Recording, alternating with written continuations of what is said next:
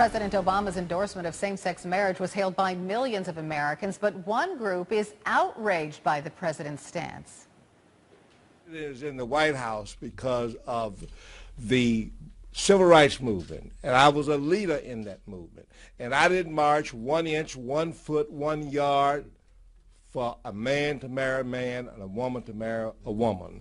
For the president to bow to the money, as Judas did with Jesus Christ, is a disgrace, and we're ashamed.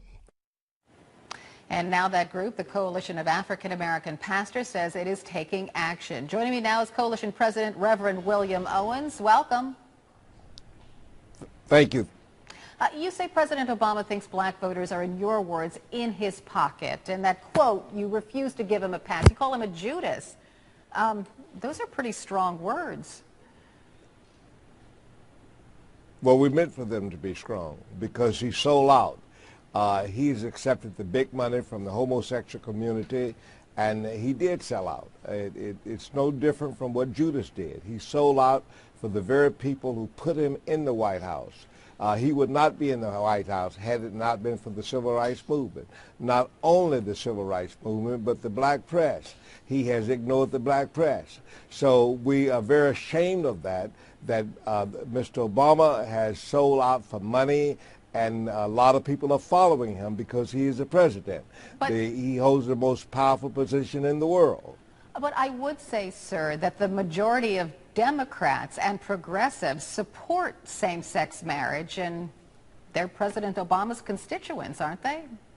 Yes, they are, but they're the liberal Democrats, and from the Pew research, from the survey, the African American vote didn't change. It remained the same. African Americans are still not online with same-sex marriage. But if you look at that Pew Research poll over time, the support for same-sex marriage, even among African Americans, has grown, and grown a lot. Well, again, when you have the President of the United States with the most powerful position in the world, he has followers. He opened the door for other leaders to think it's good to follow power. And that's what's so bad about it. Instead of President Obama taking the high road, he took the low road. And it's not good for our families, it's not good for our culture, and some of the results we will not see for 10, 15, 20 years. It's bad. It's a bad thing for him to take that position. What are you suggesting voters do in election 2012?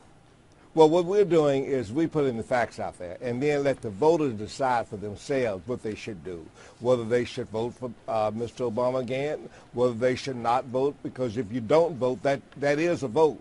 So we just put the facts out there. We say what we feel and leave it up to the people to do what they feel they should do. Do you support Governor Romney? No, I do not. We do not get in politics. We don't support any party. We say what we believe to be right, educate the public, but we do not support candidates. Okay, and just a final question for you.